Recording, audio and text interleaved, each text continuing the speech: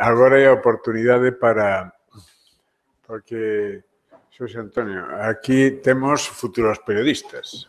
Por eso. Entonces, eu digo sempre que a clave do segredo da profesión é saber preguntar e ser capaces de extraer da fonte, que neste caso toda a información que queiran para os seus propios intereses e os intereses dos seus lectores. Neste libro, a lectura en España, informe 2017, que é o que vimos que se pode consultar na rede, que pode descargar na rede, consultar na rede, están todas estas informacións e algunhas máis. É dicir, o que fixo o profesor Xosé Antonio Millán, e eu agradezolle moito ese esforzo, foi sintetizar na medida do posible para non aburrirnos demais, inda que, polo menos a min, pareceume moi interesante.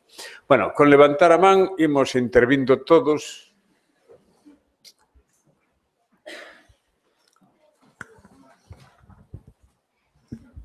Muy interesante, muy completa la intervención de José Antonio. Vamos a ver algunas pequeñas cuestiones. En el trabajo que nos has presentado, echo de menos un artículo que a lo mejor no resultaría muy oportuno, pero yo lo voy a plantear, que es el tema del precio. El tema del precio, tema recurrente, de comentario reiterado, etcétera, etcétera, pero real. En épocas de crisis, como tú has citado, etcétera, etcétera, evidentemente el tema del precio es fundamental. Entonces, alguna pequeña opinión desde tu punto de vista de cómo este tema se podría solucionar. Claro, el tema recurrente siempre es el tema de la subvención oficial. En fin, yo, desde mi punto de vista, soy enemigo acérrimo del tema de la subvención, entre otras cosas porque creo que es lo menos creativo que puede existir, ¿no? Es decir, no fomenta la creatividad, ni mucho menos. Otra pequeña referencia es en cuanto al tema que has citado, de edades, de tipos de lectores por la edad, ¿no? Creo que lo digo en la medida que me pueda afectar, en el espectro de los mayores, creo que se omite un dato importante, que es la lectura más frecuente de los periódicos, la gente mayor. La gente mayor, pues, uno de los usos que hace habitualmente de las bibliotecas, pues es lectura de periódicos. Evidentemente es algo de formación, pero bueno, son lectores. Es un dato importante.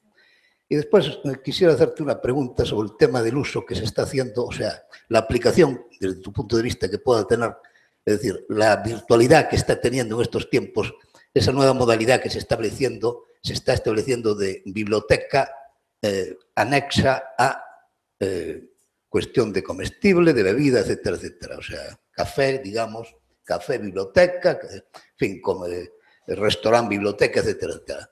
Desde los estudios que podáis tener en ese sentido, ¿qué opinión tienes sobre todo esto? Tengo más cosas, pero no quiero monopolizar. Muchas gracias. Bueno, empezando por el principio, el tema del precio realmente es importante. No hay nada sobre el precio en este informe, es cierto, y habría estado bien que hubiera estado. Es un tema delicado porque, digamos, por una parte el mayor componente del precio de un libro a la venta lo tiene la distribución librería. La parte que se lleva un autor es mínima, o sea, un autor se lleva un 10%, un 8% si es 8, 6% si es bolsillo.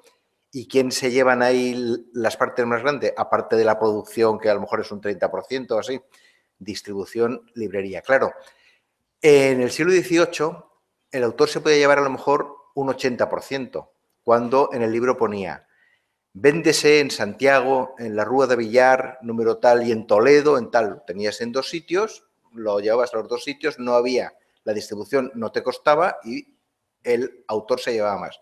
Ahora que se supone que cualquier libro puede llegar a cualquier parte de España, la parte del león es la de la distribución y eso es lo que encarece el libro. Sobre todo, yo creo que la distribución es uno de los aspectos que habría que racionalizar más en el mundo del libro. Hay otros varios, ¿no?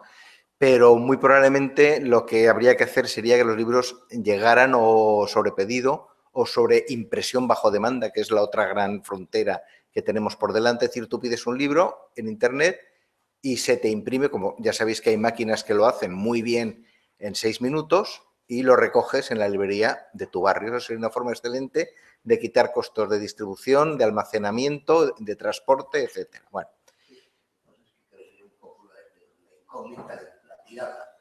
No habría tirada ahí.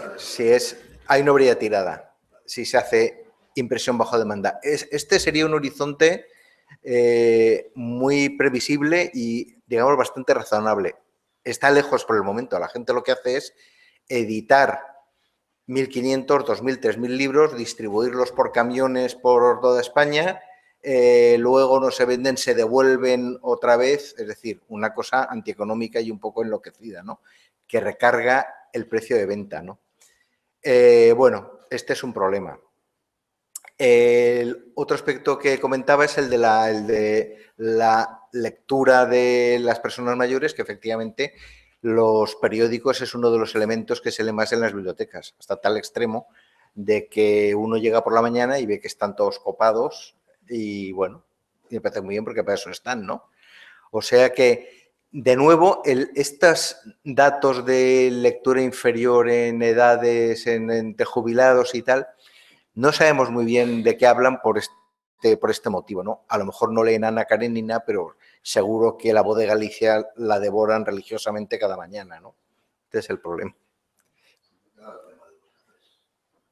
Bueno, vamos a ver. El tema de las librerías café, por ejemplo, bueno, son las librerías, como decía antes, entre las metamorfosis que tienen está el aliarse con otras formas de tanto de convivencia como de negocio, ¿no? Entonces, a lo mejor una librería café pues puede vender en croissants lo que no venden libros y sostener el negocio. El café puede ser un punto de encuentro, puede haber tertulias literarias y eso puede hacer que funcione bien. Es como las bibliotecas también que tienen espacio para que los jóvenes estudien, es decir, se hacen unas mezclas que el problema, quizá, si hay un problema, es que se desvirtúe su función primordial y empiece a convertirse en otra cosa. Es decir, una biblioteca pública debería ser un casino. En los casinos tú ibas y tomas un café y te podías leer la prensa, ¿no? ¿Las librerías deberían ser cafés también? ¿O estamos desvirtuando todo un poco? No lo sabemos, ¿no?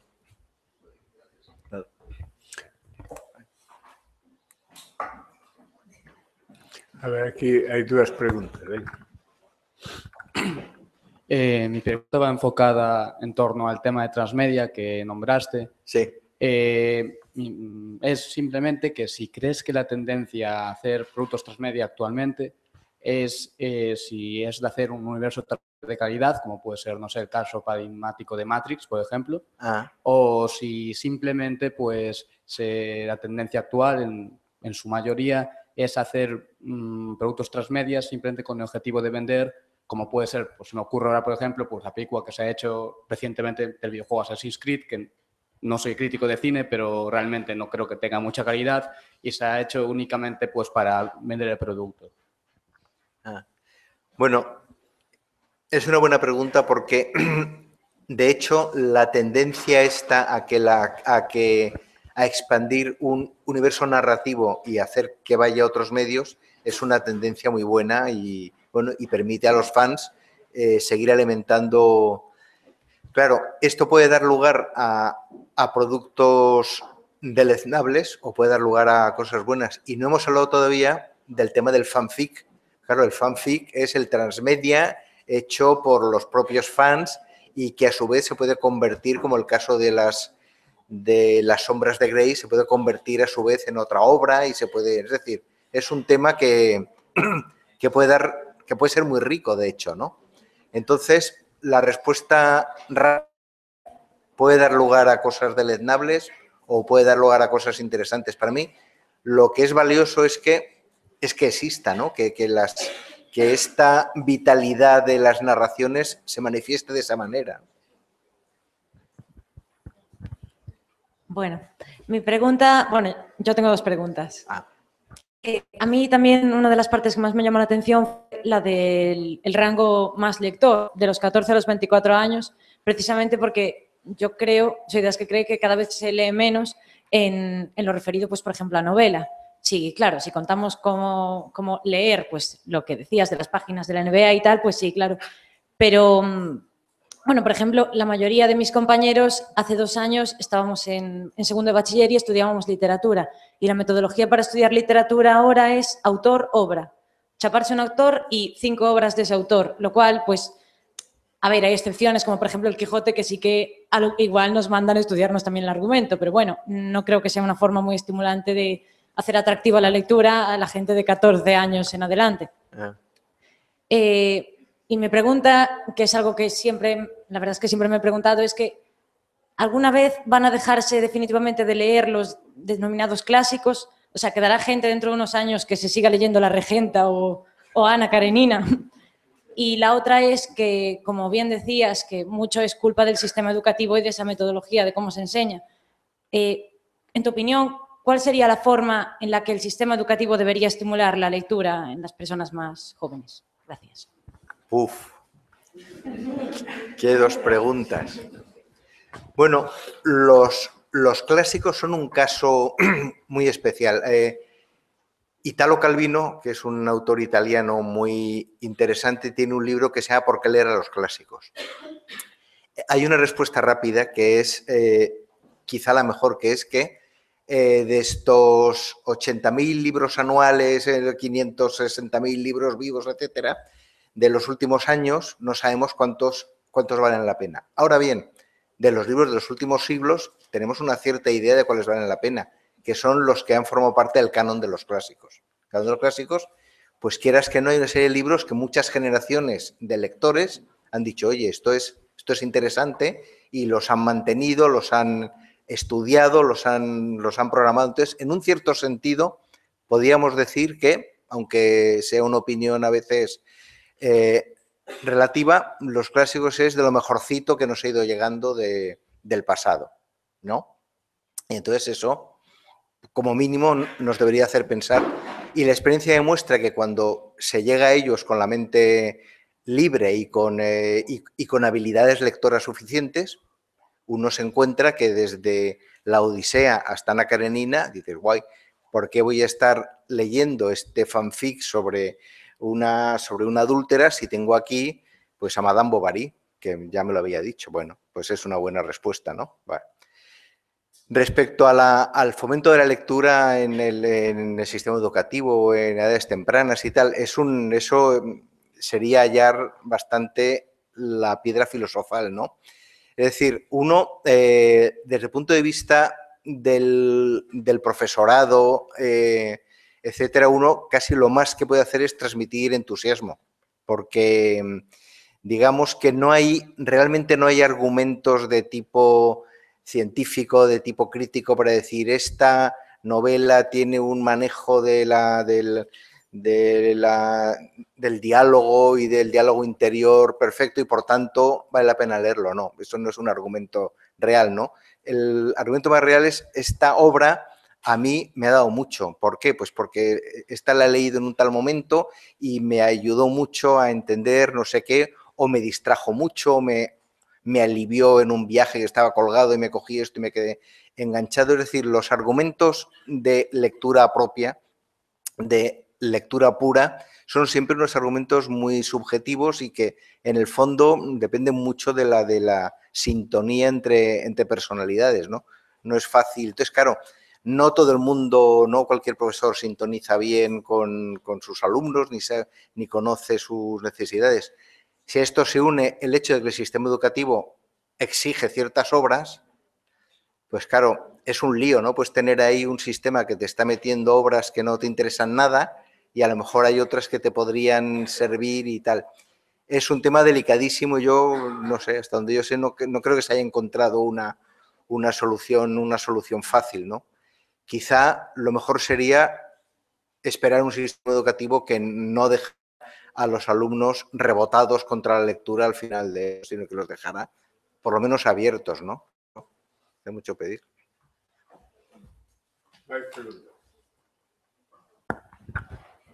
Hola, mira, sobre lo que decías al principio, si queremos ver esto como un proceso, desde la editorial hasta el lector, es imposible ver los millares de interacciones que pasan de por medio.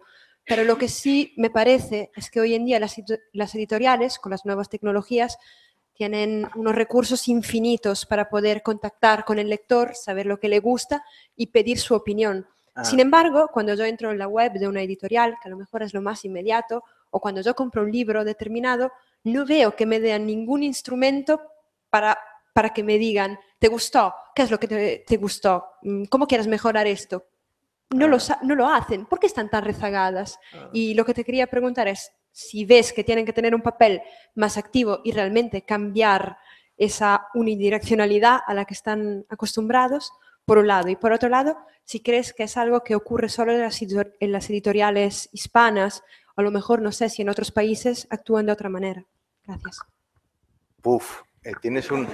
Tienes unos alumnos finos. Bueno, vamos a ver. En general, las editoriales no están muy finas en esto de recabar un feedback por parte de sus lectores. Porque, por una parte, los editores rara vez, tradicionalmente, nunca han hecho eso. Es decir, el editor era un señor que lanzaba sus libros. Hombre, de vez en cuando salía una crítica, alguien les escribía una carta diciendo, como con el Ulises de Joyce, este libro es inmoral, no se debería haber publicado. Bueno, alguien entusiasta, pero el editor no sabía mucho. ¿Qué es lo que sabía el editor? Las cifras de venta. Bueno, que no está mal. Y hasta hace poco era lo único que podía saber. Afinando un poco más, podía saber qué es lo que se vendía en según qué lugares y en según qué librerías. Y ahí ya se abría un enigma, decías, anda. En la librería Cálamo de Zaragoza he vendido muchísimo de este libro. ¿Y por qué será? Llamabas al librero de Cálamo, pues no lo sé, he puesto aquí y he repuesto 3 veces. Ah, vale, vale. Llamabas a tu distribuidor, yo qué sé, yo sirvo lo que me manden. Los editores, por lo general, no han tenido una devolución por parte de los lectores. Y ahora podrían tenerla, pero podrían en parte. Porque, vamos a ver, ¿qué es lo que te motivaría a ti para dar tu opinión a un editor? O sea, ¿por qué tendrías que perder 5 o 10 minutos de tu valioso tiempo en decirle a un editor lo que te ha parecido un libro? Bueno, a lo mejor querrías colaborar con él, a lo mejor eres altruista, a lo mejor querrías que mejoraran algo, pero en el universo de la comunicación y de la comunicación digital siempre cuesta que las personas intervengan. De hecho, lo más que se hace es recabar sus opiniones de forma general. Por ejemplo, hay programas automáticos de análisis del lenguaje en Twitter que lo usan marcas fuertes, por ejemplo, marcas de coches. Entonces, tú puedes pagar a una empresa para que veas si los tweets que mencionan tu marca de coche tienen términos positivos o si tienen términos negativos. Bueno, ahí estás haciendo algo, pero estás haciendo minería de datos. No estás preguntando a la gente y que la gente te conteste, ¿no? Entonces, realmente puede ser difícil que un editor, es decir, si tú ves en un libro una dirección de correo y escribe aquí lo que te ha parecido, a veces escribirías y muchas veces no, ¿no? Entonces, tienen que usar medios indirectos que tampoco usan siempre, ¿no? Es un problema que no está, digamos, que no está resuelto y que además probablemente sería tan costoso resolverlo que no creo que lo hagan.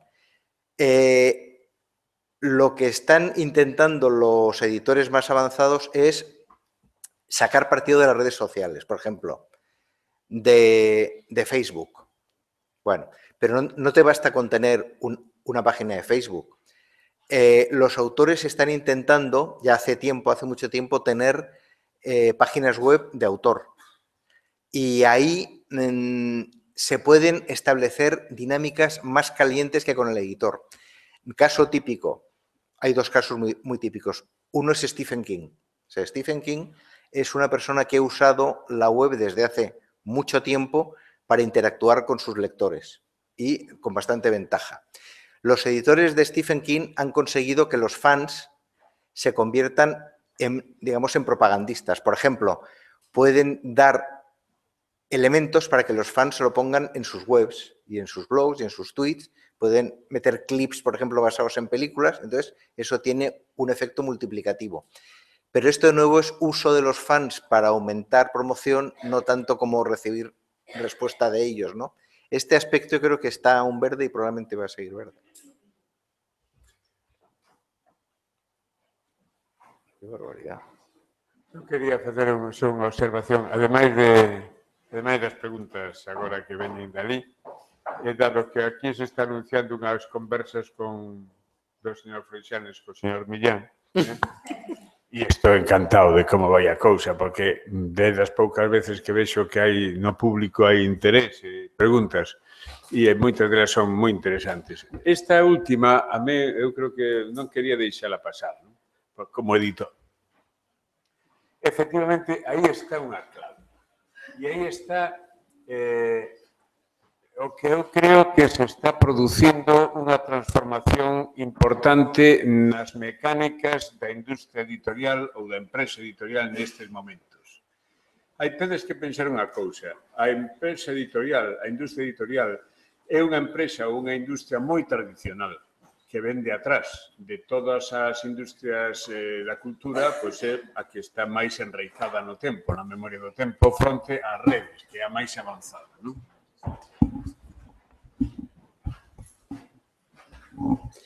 Pois, entre esas dúas, a tradición e o máis novo, o que se está producindo é aceleradísimamente un cambio.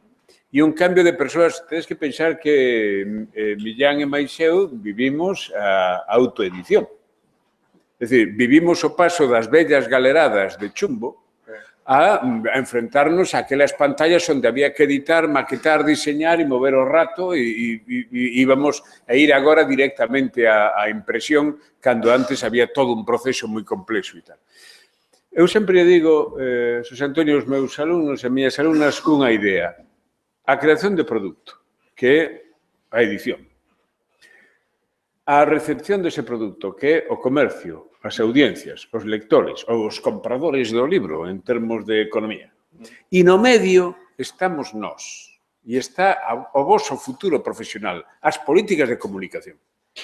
Ser capaces de poñer en conexión e nunha conexión moderna e interactiva na liña da que apuntaba ali a compañeira, na liña de que poida participar e estimular a participación do lector barra comprador para que entre no debate. Claro, de seu non vai entrar, ou dificilmente vai entrar, pero dende a empresa e dende o autor e dende as mecánicas de comunicación pódense establecer estrategias de estímulo, de diálogo, de interactividade, de complicidades, de participación, ás veces a través de concursos, a veces a través de clubs de lectura na propia rede, que aí existen os clubs de lecturas na rede, non somente físicamente, a socialización alrededor de determinados títulos ou de determinados autores e provocar na xestión das redes sociais, provocar a participación deses receptores. Esa é unha figura que é a community manager, que hoxe están especializados en xestionar todas esas redes,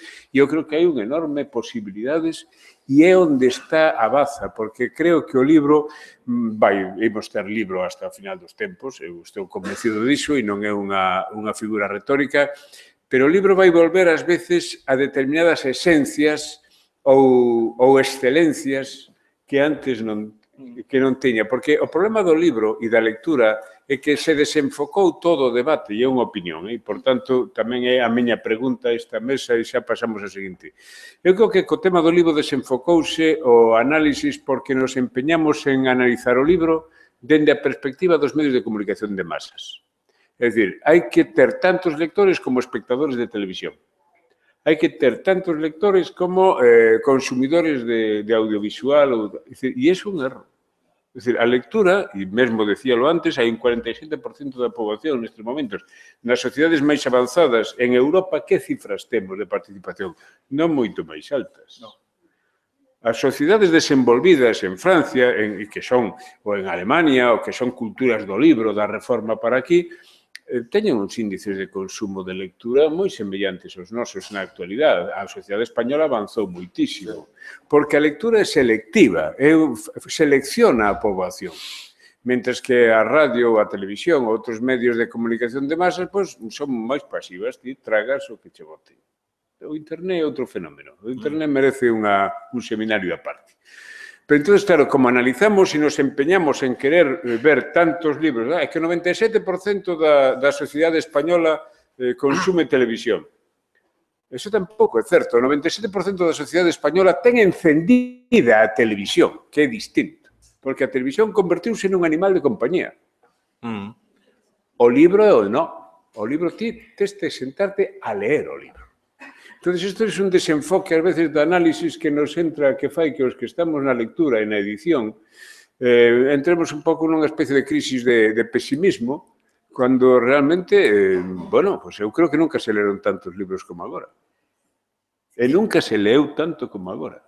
Y nunca ha habido una población alfabetizada tan amplia como ahora, empezando por ahí, ¿no? Sí, sí. Bueno, hai ali dúas preguntas, e perdón pola miña intervención. Bueno, mi pregunta para los dos es que estuvimos hablando de Internet y de las nuevas tecnologías y pero hablamos siempre desde el punto de vista del lector. Sin embargo, el escritorio creo que también tiene una parte importante, es que ahora cualquiera puede escribir y puede publicar su libro en Internet. Y esto también crea un problema para el lector de decir qué es lo bueno y lo que no es bueno, cualquiera puede hacerlo. Entonces, ¿cuál es su punto de vista sobre esto? ¿Cómo puede decir un lector qué va a leer? Cuando en Internet hay tantas cosas que leer y no todas son buenas. Mientras cuando era el librero, pues el librero sí estaba bueno. Si un libro estaba publicado, era porque tenía una determinada calidad o porque mucha gente ya lo había leído. Bueno, si en Internet hay muchas cosas para leer y no todas buenas, en el mundo del libro hay muchas cosas para leer y no todas buenas. Ahí yo no sabría qué decir, pero hay libros que no merecerían existir. Eso lo digo con dolor, pero es así. Bueno. El problema que hay con la publicación en Internet, es decir, con el uso de la red para los autores, es que, bueno, de las intermediaciones que da un editor, hay una que es muy importante, que es el filtrado, eso está claro, pero hay otro que es el poner el libro al alcance del lector, que lo hará bien, lo hará mal, lo hará regular, se lo mandará al distribuidor que lo pondrá en una librería, papelería de un barrio donde nadie va nunca a comprarlo y habrá perdido el tiempo, etcétera. Pero la función del editor es también este contacto, ¿no? El problema de los autores autopublicados en Internet, me da igual que publiques tu libro en forma de blog, por capítulos, como que publiques tu libro en autoedición en Amazon, ¿no? Que sería otra forma. Es que cómo lo va a encontrar la gente y por qué va a leerlo, ¿no? De hecho, hay una cantidad de libros autoeditados. El problema de los libros autoeditados en Amazon, por ejemplo, es que no tienen ni ISBN. Muchos de ellos son una cantidad de libros que no sabemos ni... Bueno, entonces, de vez en cuando hay alguno que triunfa por los motivos misteriosos por los que triunfan los libros, que nadie lo sabe y si no... Este señor y yo seríamos ricos porque habríamos publicado solo libros que triunfaran. Bueno, hay de vez en cuando alguien que publica su libro por capítulos en forma de blog y es un éxito. Como por ejemplo, un libro publicado en forma de blog que ha dado lugar a un libro publicado normal y luego a una película.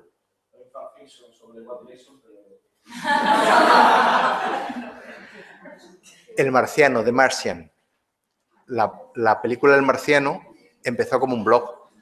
Bueno, entonces hay un caso, empezó como un blog de tipo científico, es decir, un estudio de cómo sería la supervivencia en Marte de una persona aislada. Bueno, esto se convierte en un libro y luego en una película con Matt Damon nada menos de protagonista, estupendo. Pero es un caso único y ¿cuánta gente está por ahí publicando sus libros? Es un problema porque... si os dais cuenta, gente como Amazon lo que hace es que fomenta la autoedición de forma muy simple, entre otros motivos, porque luego pueden coger de ahí, de ese caladero, ellos tienen los accesos reales a los libros y pueden coger el libro más vendido o el que ellos piensan que puede tener mejor y convertirse en editores. Sabéis que ahora Amazon tiene una editorial, tiene librerías físicas y son productores de series y de películas. ¿Por qué? porque conocen el comportamiento del público. Entonces, claro, ahí los desgraciados o la gente con tan buen humor como para escribir y publicar y tal, están lanzando una botella al océano y solamente algunas de estas botellas van a poder. ¿No? É que, xa que a pregunta para os dous, eu contesto brevemente. A miña opinión é que a edición ten dous componentes, como dicía moi ben Xosé Antonio, comunicación e marca. Comunicación, levar o libro a todas partes posible. E, sobre todo, levar o libro a todos aqueles lugares onde poida estar o lector potencial do libro. Porque se un libro de alta filosofía o levas ás portas do Estadio Bernabéu, pois, bueno, algún cae. Bueno, non sei. Pero non é ese o lugar. É dicir, cada libro ten o seu público e o seu espacio de venda e a súa difusión. E logo, na liña da que falábamos da intervención anterior, é dicir, conseguir que a comunicación poña en contacto o libro co seu lector potencial, que o estimule, que o informe e que lle diga, cuidado, aquí hai isto que che pode interesar porque está no teu... Eso é moi difícil, é un arte que é a arte da comunicación e a arte da comunicación empresarial e que afecta o libro e afecta a Zara e afecta a Citroën e afecta a todo o que é a empresa. A comunicación é fundamental no comercio actual. Pero logo está outro aspecto que a mí me parece moi importante e ten que ver ca autoedición, que é a marca.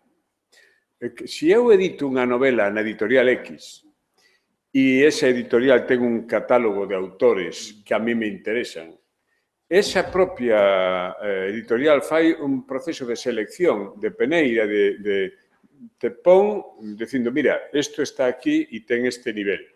Si no, é que é unha especie de pedrada perdida na inmensidade do universo, e te perdes.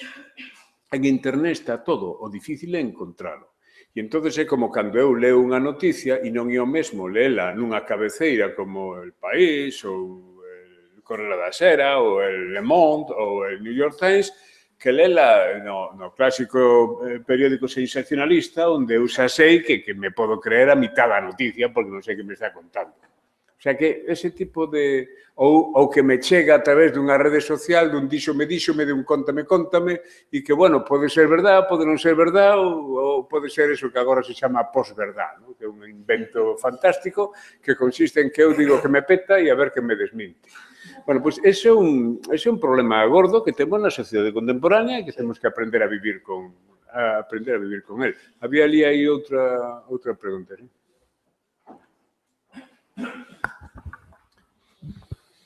Bueno, primero con respecto a lo que acaba de decir, me ha llamado la atención y quería preguntarle qué libros opina usted que no deberían existir.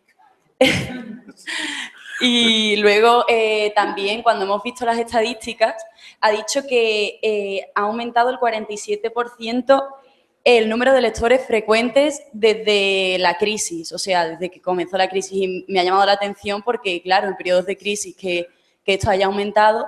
Y después he estado reflexionando y he pensado que quizá es porque también engloba esto de las nuevas tecnologías y también se considera lectores como los que consumen eso, a lo mejor una noticia por internet y así. Y quería saber si en ese documento hay alguna reflexión acerca de la comprensión lectora en el tema de la diferencia que hay en papel y en un recurso electrónico. Porque yo tengo entendido que la comprensión lectora es mucho mayor cuando tienes un texto en papel. Es un tema muy interesante. ¿Eh? Sí, es un tema muy interesante. Vamos a ver, sobre la diferencia entre lectura en soporte digital y en soporte papel, se ha venido haciendo mucha investigación desde hace ya bastante tiempo, ¿no? En general, el consenso parece ser que cuando uno estudia para memorizar, ¿no? Por ejemplo, estudio en el sentido pues, universitario o profesional, es mejor el papel. ¿Por qué motivos? Entre otros, parece ser porque hay muchas personas que tienen un sentido de la lectura muy espacial. Entonces, son personas que el libro les ordena la colocación digamos, de los temas. Saben que tal cosa estaba en la página izquierda, hacia arriba, que habían leído poco del libro y que les quedaba mucho. Estos aspectos materiales pueden ayudar a la memorización, a la retención, ¿no? Luego, depende también de si hablamos de lectores avanzados o de lectores no muy avanzados, porque, por ejemplo, los que hicimos hace 5 o 6 años, en lectura de ficción en jóvenes, jóvenes poco lectores leían más en soporte digital, pero los jóvenes lectores avanzados leían menos, les gustaba más leer en tal. Entonces, yo creo que no hay una respuesta general, salvo quizás lo de que la lectura de estudio, memorización, parece claramente ser mejor sobre soporte papel, ¿no? Hai un problema tamén da atención. Unha das características que se observa, e isto non o digo eu, di nos estudios, é que as novas xeracións, e aquí están bastante ben representadas, teñen unha certa dificultade para manter a atención no texto máis alá de 10 minutos. Hai unha dispersión enorme. Eu non o invento eu, está nos... De hecho, hace pocos años hubo un congreso de la Asociación de Editores de Prensa de Estados Unidos y su director dijo una cosa, dijo a los editores de diarios en papel: vosotros tenéis una ventaja frente a los otros medios, que es el estado de tranquilidad apaciguada que da el papel. Es decir, tú estás enfrentado a un diario y estás en el diario. Estás dentro de sus jerarquías de texto, de sus cosas importantes, más pequeñas, más laterales y tal, y estás aislado del resto. Cuando estás en una tablet leyendo algo y sabes que das un botoncito y puedes irte a otro lado o recibes un mensaje de WhatsApp o un nuevo tweet, no estás en un estado aislado, ¿no? Bueno, esto lo decía este hombre antes de la irrupción de los...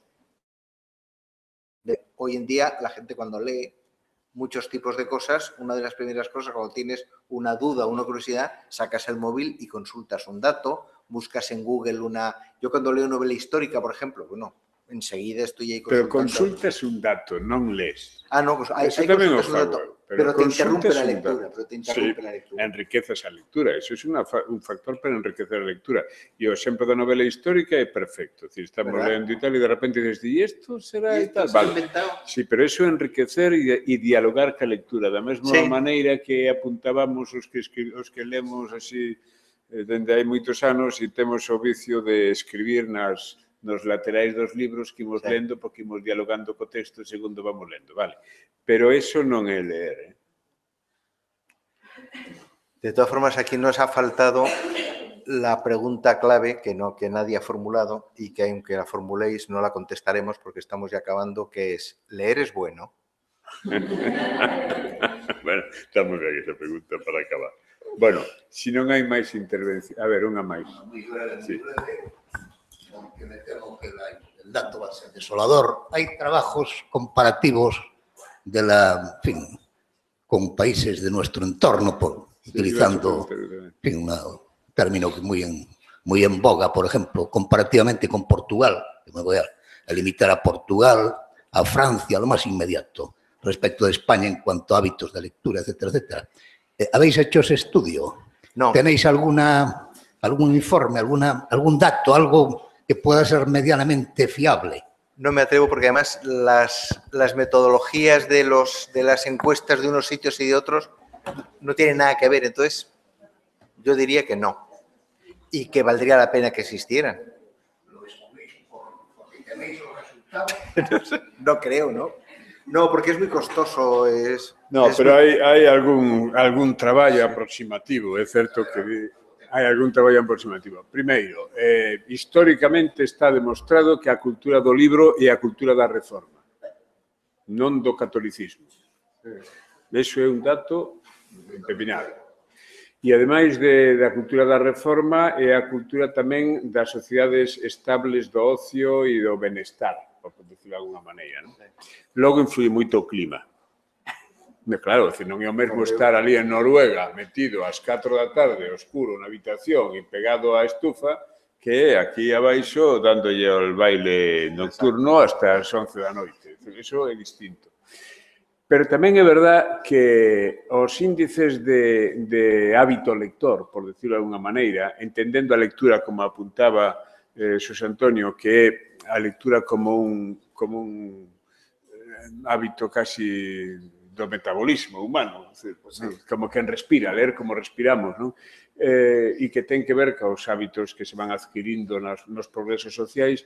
A sociedade española en xeral avanzou, deu pasos xigantescos nos últimos 40 anos respecto de como estaba. Claro, alguén dirá que estábamos no pozo. Bueno, pois sí, pero deu pasos gigantescos de aproximación a esas realidades.